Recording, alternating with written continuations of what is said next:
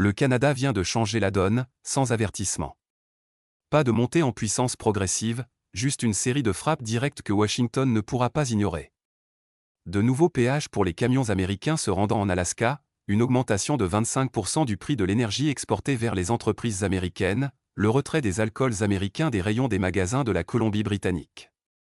Ce n'est pas une simple dispute commerciale. Le Canada affirme clairement sa position.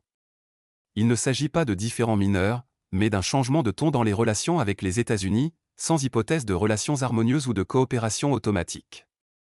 Le message est clair, si Washington fait pression, le Canada ripostera là où cela compte. Ce n'est pas seulement une province qui agit seule. Un schéma se dessine avec de nouveaux tarifs, péages et interdictions de produits. Le Canada envoie un message impossible à ignorer. Les entreprises américaines qui comptaient sur un commerce ouvert font désormais face à de nouveaux coûts et restrictions. 11 produits américains sont désormais soumis à de nouveaux tarifs canadiens, ciblant des secteurs dépendant des ventes transfrontalières.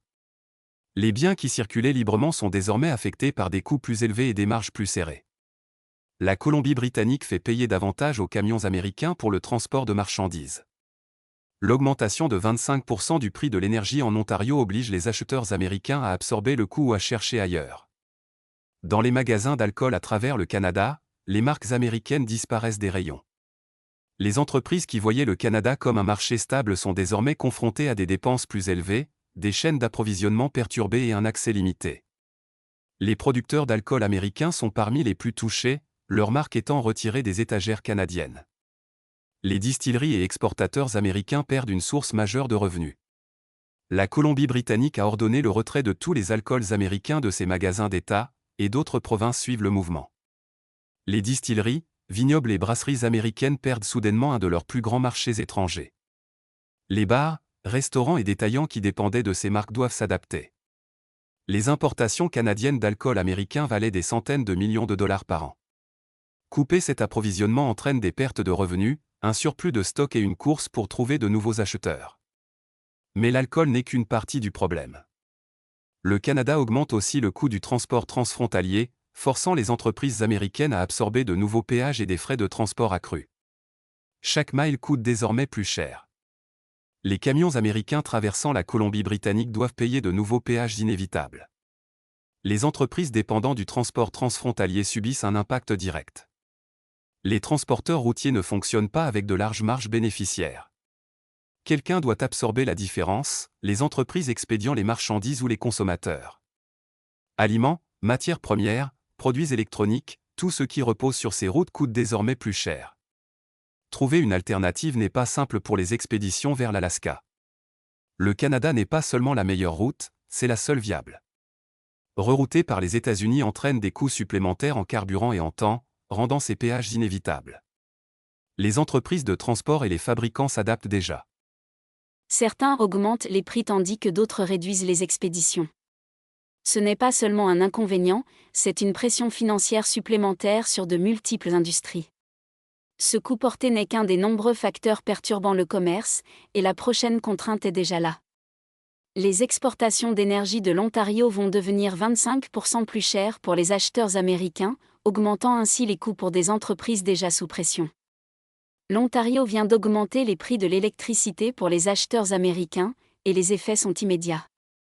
Les usines, les industries et des États entiers qui dépendent de l'énergie canadienne doivent désormais faire un choix, payer plus ou réduire leur consommation.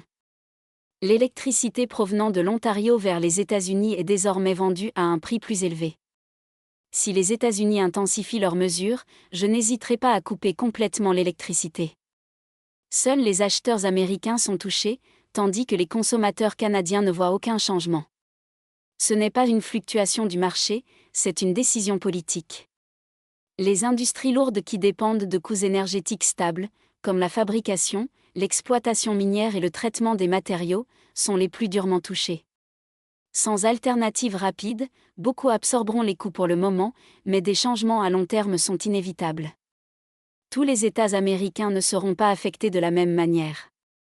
Les plus touchés sont les États conservateurs ayant une forte demande énergétique et des conflits commerciaux directs avec le Canada. Les États manufacturiers du Midwest, comme le Michigan et le Minnesota, dépendent de l'électricité de l'Ontario. Avec une hausse de 25% des prix, les usines et les entreprises voient leurs coûts grimper du jour au lendemain.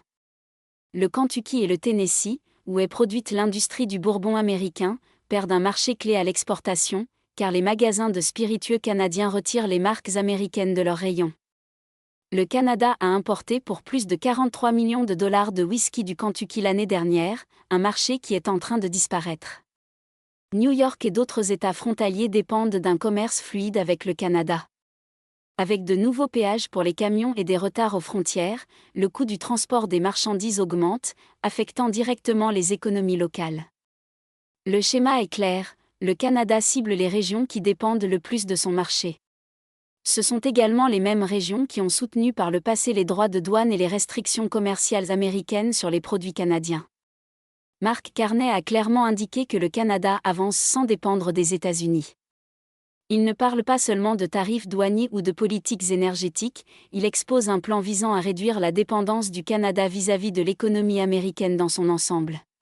Cela signifie de nouveaux partenariats commerciaux pour diversifier les exportations et importations, des industries nationales renforcées pour remplacer les biens et services américains, et une planification économique à long terme anticipant des politiques américaines instables pour les décennies à venir.